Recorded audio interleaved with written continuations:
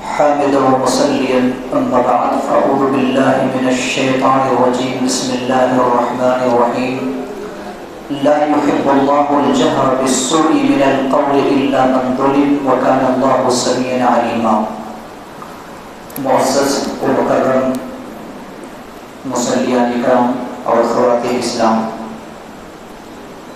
اللہ سبحانہ و تعالیٰ کی توفیق سے آج کی نماز تراویح میں جن آیات کریمہ کی تلاوت کی گئی ہے ان میں سے منتخب چند آیات کا ترجمہ اور خلاصہ آپ کے سامنے پیش کرنے کا عزم کیا ہے.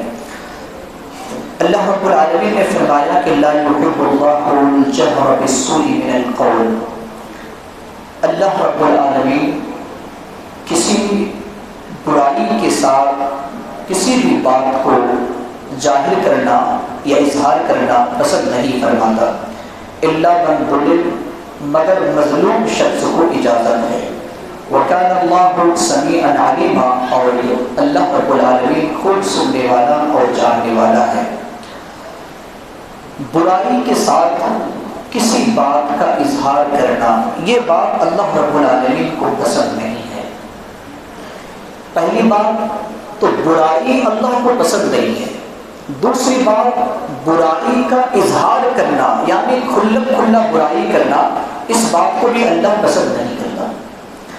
اور اللہ رب العالمین نے کچھ لوگوں کو مستثنیٰ کیا اور کہا کہ کچھ لوگوں کو اجازت ہے کہ وہ برائی کی بات کا اظہار کریں. اور وہ کون سا شخص ہے؟ اللہ رب العالمین نے فرمایا جو مظلوم ہے، یعنی جن پر ظلم کیا جا رہا ہے. تو یہ ظلم والی جو بات ہے، اس بات کا اظہار کرنا تاکہ ظالم ظلم سے رک جائے، اس بات کا اظہار کرنا جائز اور درست ہے. اور اس کی تائید ایک صحیح حدیث سے بھی ہوتی ہے. سنن ابو داؤد کی روایت ہے کتاب الآداب کے اندر. ایک شخص نبی صلی اللہ علیہ وسلم کی خدمت میں آ کر عرض کرتا ہے، اے اللہ کے رسول صلی اللہ علیہ وسلم، میرا جو پڑوسی ہے وہ مجھ پر بہت ہی ظلم کرتا ہے، بے انتہا ظلم کرتا ہے، ستاتا ہے، ایذا پہنچاتا ہے، تکلیفیں دیتا ہے. اللہ کے رسول صلی اللہ علیہ وسلم نے ان کی باتوں کو سنا اور سننے کے بعد کہا، ٹھیک ہے، ایک کام کرو، تمہارے جو گھر کے سامان ہے ان تمام سامان کو سڑک پر لا کر رکھ دو. تمہارے گھر میں سونے کے جو سامان ہے یا رہنے کے کھانے پینے کے برتن وغیرہ جتنے ہیں سب سامان کیا کرو، شاہراہ عام پر رکھ دو، بیچ سڑک میں رکھ دو. اللہ کے رسول صلی اللہ علیہ وسلم نے نسخہ جب بتایا تو صحابی گئے اور جا کر کے اپنے سارے سامان کو لا کر کے سڑک پر رکھ دیا. اب ظاہر سی بات ہے کہ انسان ادھر سے گزرتا تو گزرنے والا پوچھتا، آپ بھی اگر اپنے سامان کو گھر کے باہر رکھیں گے تو ظاہر سی بات ہے کہ لوگ سوال کریں گے. تو لوگ سوال کرنے لگے کہ تمہارے برتن ادھر ہے، تمہارے سونے کے بستر ادھر ہے، کیا وجہ ہے کہ تم سڑک پر گھر کی بجائے رکھتے ہو؟ تو اس نے کہا، چونکہ نبی صلی اللہ علیہ وسلم نے پہلے ہی بتا دیا تھا کہ اگر لوگ پوچھیں تو تم کہنا کہ وہ مجھ پر ظلم کر رہا ہے. تو جواب دیتے کہ مجھ پر ظلم ہو رہا ہے، میں مظلوم ہوں، یہ فلاں شخص میرا پڑوسی ہے، بڑا ظلم کر رہا ہے، اسی وجہ سے میں اپنے سامان کو گھر کے باہر رکھ دیا ہوں. اب ہر گزرنے والا اس پر ملامت کرتا، ہر گزرنے والا ظالم پر جو ظلم کرتا تھا اس کی ملامت کرنا شروع کیا.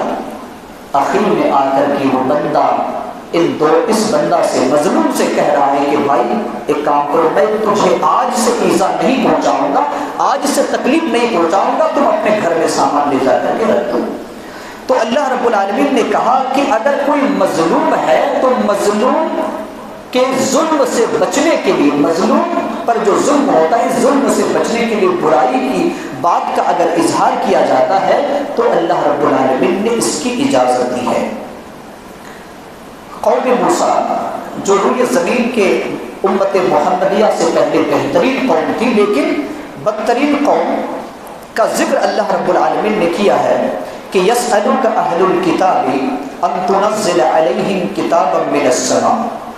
کہ اے نبی صلی اللہ علیہ وسلم، اہل کتاب آپ سے سوال کرتے ہیں کہ آپ آسمان سے کوئی کتاب کو اتار دیں، جس طریقے سے کوہ طور میں حضرت موسیٰ علیہ السلام کتاب لے کر آئے توحید کی شکل میں، اس طریقے سے آپ آسمان میں جائیں اور وہاں سے کوئی کتاب لا کر پیش کر دیں۔ نبی صلی اللہ علیہ وسلم سے مطالبہ کیا تھا کس نے؟ اہل کتاب نے، یہودیوں نے۔ تو اللہ رب العالمین نے نبی صلی اللہ علیہ وسلم سے نبی صلی اللہ علیہ وسلم کو تسلی دی اور کہا کہ فقد سألوا موسیٰ اکبر من ذلک، آپ سے اگر یہ سوال کیا گیا کہ آپ آسمان میں جائیں اور کتاب لا کر حاضر کریں، تو یہ وہی قوم ہے جس نے موسیٰ سے کہا تھا، کیا کہا تھا؟ اس سے بھی بڑا سوال کیا تھا، اس سے بڑی درخواست تھی، فقالوا ارنا اللہ جہرۃ، تو یہ تو کتاب کا مطالبہ کر رہے ہیں، اور انہوں نے کہا تھا کہ اے موسیٰ اگر تم واقعی اللہ کے نبی ہو تو اللہ کو کھلم کھلا ہمیں دکھا دو۔ کھلم کھلا اللہ کو دکھانے کا وہ لوگ ڈیمانڈ کر رہے تھے اور درخواست کر رہے تھے۔ اللہ رب العالمین نے عقیدے کے معاملہ میں ایک بات کہی ہے۔ اللہ رب العالمین نے کہا کہ یا اہل الکتاب لا تغلوا فی دینکم، اے اہل کتاب دین، تمہارے دین کے معاملہ میں غلو مت کرو۔ غلو یعنی حد سے تجاوز کر جانا، جس کا جو مقام ہے وہاں سے اوپر کر دینا۔ مثال کے طور پر حضرت عیسیٰ علیہ السلام کے بارے میں یہودیوں کا عقیدہ کیا تھا؟ نعوذ باللہ کہ حضرت عیسیٰ علیہ السلام یہ ولد الزنا ہے، یہ عقیدہ کن کا تھا؟ یہودیوں کا تھا۔ تو یہودیوں نے تفرید سے کام لیا، یعنی حضرت عیسیٰ علیہ السلام کا جو مقام تھا اسے نیچے کر دیا۔ عیسائیوں کا جو معاملہ تھا، عیسائیوں میں 3 گروپ میں تقسیم ہو گئے۔ بعض نے کہا کہ عیسیٰ علیہ السلام ہی اللہ ہے، عیسیٰ علیہ السلام ہی کیا ہے؟ اللہ ہے۔ بعض نے کہا کہ عیسیٰ علیہ السلام اللہ کے شریک ہیں، اور تیسرا نے کہا کہ نہیں، عیسیٰ علیہ السلام اللہ کا نعوذ باللہ بیٹا ہے۔ تو حضرت عیسیٰ علیہ السلام کے بارے میں عیسائیوں نے غلو سے کام لیا، یعنی مقام عبودیت سے، جو بندے کا مقام تھا اس مقام سے اسے اللہ کا مقام عطا کر دیا۔ تو اللہ رب العالمین نے ہمیں اور آپ کو بھی بعض جگہوں پر کہا ہے، اور نبی صلی اللہ علیہ وسلم نے خود بھی کہا ہے کہ تم اس طریقے سے مجھے غلو نہ کرو جس طریقے سے اہل کتاب نے غلو کیا تھا یا عیسائیوں نے غلو کیا تھا، بلکہ فإنی عبدہ، یقیناً میں اللہ کا بندہ ہوں، فقولوا عبد اللہ ورسولہ، تم مجھے اللہ کا رسول اور اس کا بندہ کہا کرو۔ آج ہمارے معاشرے کے اندر بھی اس طرح کے نبی صلی اللہ علیہ وسلم کے بارے میں غلو سے کام لیتے، اور بعض لوگ نبی صلی اللہ علیہ وسلم کو تفرید سے کام لیتے، مقام سے نیچے کر دیتے ہیں۔ آپ نے اکثر سنا ہوگا کہ بھر دو، کیا وہ ایک نظم ہے، بھر دو محمد،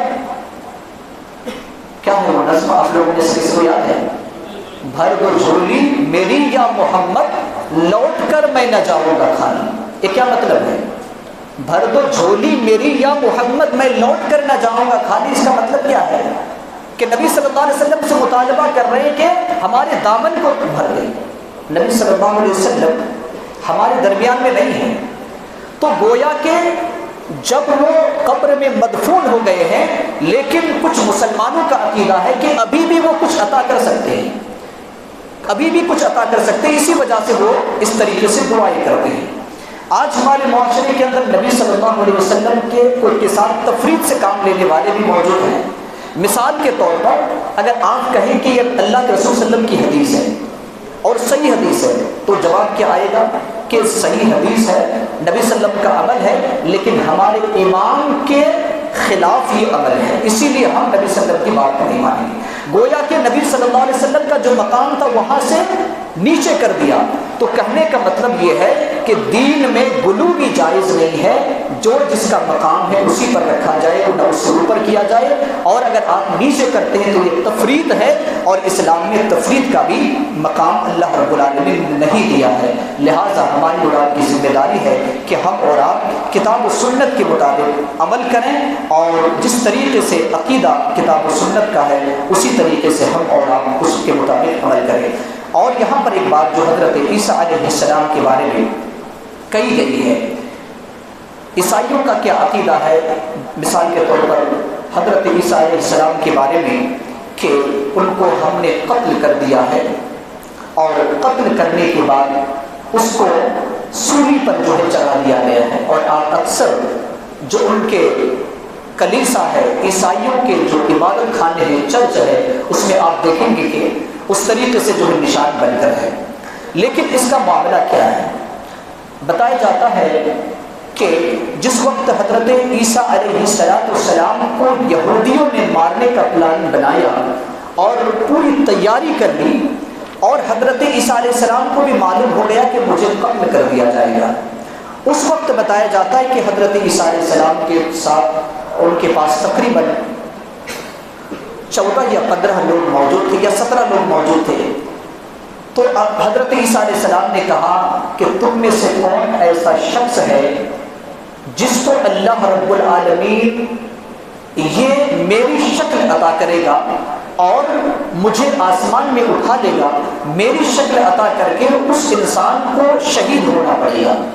حواریوں سے کہا حضرت عیسیٰ علیہ السلام نے، تو حضرت عیسیٰ علیہ السلام نے جب یہ درخواست کی تو ہر نبی کے جو ماننے والے ہوتے ہیں، حواری یا نبی کے جو صحابہ ہوتے ہیں، اپنی جان کی پرواہ نہیں کرتے بلکہ نبی کی جان کی حفاظت کے لیے اپنی جان کی قربانی کر دیتے ہیں۔ تو ایک نوجوان کھڑا ہوتا ہے اور کہتا ہے کہ اے عیسیٰ علیہ السلام، میں اس کام کے لیے تیار ہوں، میں اللہ کی راہ میں شہید ہونے کے لیے تیار ہوں۔ اللہ رب العالمین نے حضرت عیسیٰ علیہ السلام کو اٹھا لیا۔ حواریوں میں سے ایک شخص کو جو شہادت کا مقام رکھتا تھا یا شہادت کی تمنا رکھتا تھا، اللہ رب العالمین نے حضرت عیسیٰ علیہ السلام کی شکل کو دے دیا۔ اللہ رب العالمین نے اسی کو یہاں پر ذکر کیا ہے کہ وَقَوْلِهِمْ إِنَّا قَتَلْنَا الْمَسِيحَ عِيسَى ابْنَ مَرْيَمَ رَسُولَ اللَّهِ وَمَا قَتَلُوهُ وَمَا صَلَبُوهُ، نہ تو اسے قتل کیا گیا اور ان لوگوں نے قتل کیا اور نہ ہی اسے سولی پر لٹکایا۔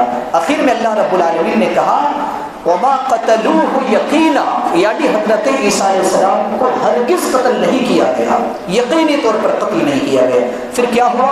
وَرَفَعَهُ اللَّهُ إِلَيْهِ، بلکہ اللہ نے اسے اپنی طرف بلا لیا، اٹھا لیا۔ بتایا جاتا ہے کہ وہاں پر جو لوگ تھے یہودی، بہت سارے یہودیوں نے بھی اس حجرہ سے اٹھتے ہوئے آسمان کی طرف جاتے ہوئے بہت سارے لوگوں نے دیکھا، لیکن بعض لوگوں نے اختلاف کیا، چونکہ عیسیٰ علیہ السلام کی شکل تو دے دی گئی تھی۔ بہرحال ہمارا عقیدہ یہ ہے، چونکہ یہ عقیدہ کا مسئلہ ہے کہ حضرت عیسیٰ علیہ السلام کو آسمان پر اٹھا لیا گیا ہے، اور علامات قیامت میں سے ایک بڑی علامت یہ بھی ہے کہ حضرت عیسیٰ علیہ السلام اس دنیا میں پھر دوبارہ آئیں گے، اور آنے کے بعد دجال کو اور اسی طریقے سے خنزیر کو اور صلیب کو، ان تمام کو خاتمہ کریں گے۔ یہ حضرت عیسیٰ علیہ السلام کے بارے میں صحیح احادیث سے ہمارا اور آپ کا عقیدہ موجود ہے، اور ہمارا اور آپ کا عقیدہ رہنا چاہیے۔ اللہ رب العالمین نے بہت سارے نبیوں کا ذکر کرتے ہوئے اللہ رب العالمین نے نبی صلی اللہ علیہ وسلم سے کہا کہ وَرُسُلًا قَدْ قَصَصْنَاهُمْ عَلَيْكَ مِن قَبْلُ وَرُسُلًا لَمْ نَقْصُصْهُمْ عَلَيْكَ، اے نبی صلی اللہ علیہ وسلم بہت سارے نبیوں کے قصے آپ کو بیان کیے گئے، اور قرآن پڑھیں گے تو تقریباً 24-25 نبیوں کے نام آئیں گے، اور بہت سارے ایسے نبی ہیں جن کا قصہ ہم نے آپ کو بیان نہیں کیا۔